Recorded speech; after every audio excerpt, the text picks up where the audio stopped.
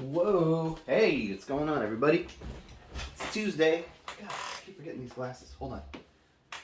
There we go. Now we can start. It's Tuesday again, and we're going to talk about new video games. There's not a lot coming out, so let's just get right to it, I guess. Here we go. Top game of the week. Oddworld Soulstorm is coming out on PC, PlayStation 4, and PlayStation 5. And if you are a PlayStation Plus subscriber, you're going to get it for free on the PS5. I don't think on the PS4, but I could be wrong. I can't remember. Next, we have Lost Words Beyond the Page. This was a Stadia exclusive last year. Now it's finally coming to a bunch of other consoles, including PC, PlayStation 4, Switch, and Xbox One. We got a new game called Cozy Grove, which is kind of like Animal Crossing, but haunted. Ooh. Coming to PC, PlayStation 4, PlayStation 5, Switch, Xbox One, and the Series S and X. Next, for all of you wannabe Mystery Science Theater 3000 wannabes, if you're a fan of that show, there's a game coming out called What the Dub, where you are shown a clip and you get to dub in your own dialogue for the thing, or like give like a sassy quip or something. I don't know. It's coming out for PC, PlayStation 4, Switch, and Xbox One. Might be a lot of fun for all of you cinephiles out there who want to have a party once the pandemic is finally over, or you just don't care because you're an asshole. Next, we have Say No More coming out for iOS, PC, and Switch.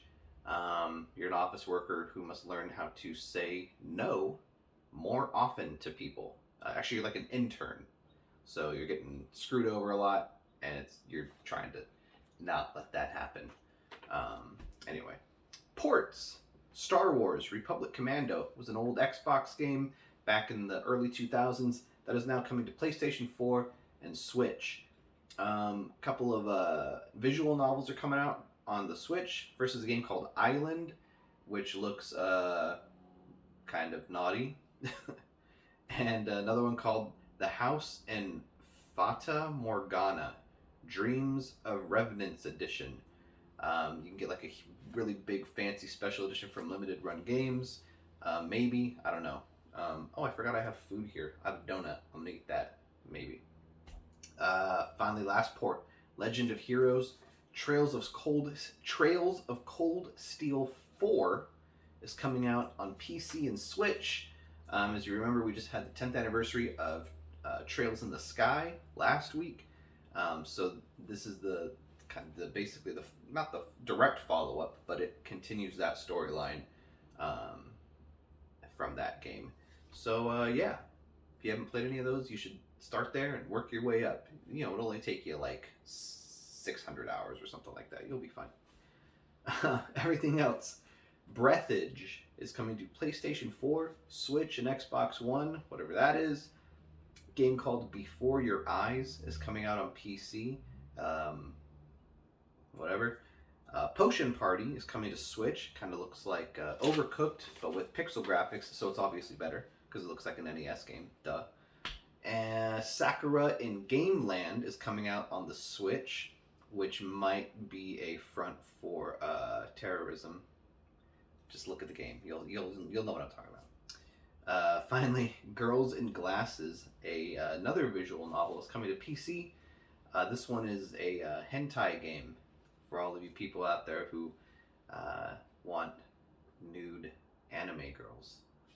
There's a new one for you. Yeah. Notable titles. 10 years ago, World of Tanks came out on PC. This actually came out in Russia a few years before that. I think around 2000, I want to say 2007, 2008. Anyways, or maybe it was 2010. Whatever. It came out in Russia before it came out in the rest of the world. We got it in America in 2011. It's a free-to-play tank battle game, right? So think any kind of multiplayer deathmatch style game, right? And so you have your team of tanks against the other team of tanks, and you're all just trying to shoot each other and be the last team standing. It's kind of fun. You can get it on anything really right now.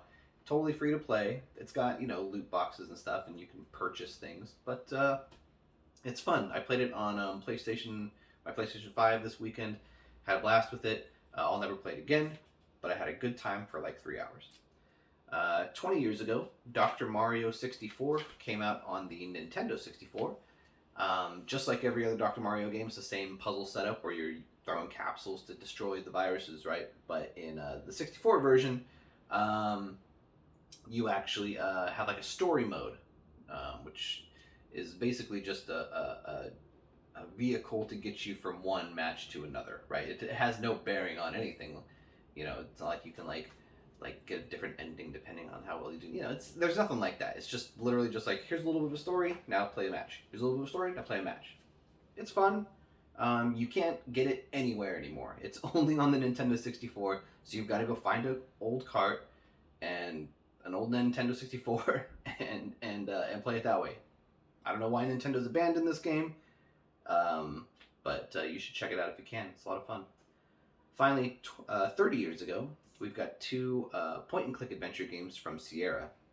The first is a game called Heart of China, made by a company called Dynamics, and I didn't really like this game. It's like an Indiana Jones style adventure where you play this World War I pilot who's like down on his luck or whatever. He's living in China, doing like odd jobs or whatever. Anyway, the game is like really like xenophobic and sexist, and like you can kind of be like, oh, it was like the 30s or whatever this game takes place. Whatever, fuck that.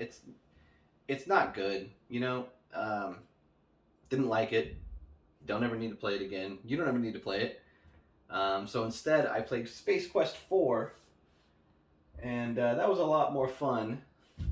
Still pretty sexist, because PC games, like if you thought console games were made for men, PC games are like really made for men. Like I don't know what else to tell. Like they apparently thought 0 women played video games on PCs because they are crude, to put it lightly.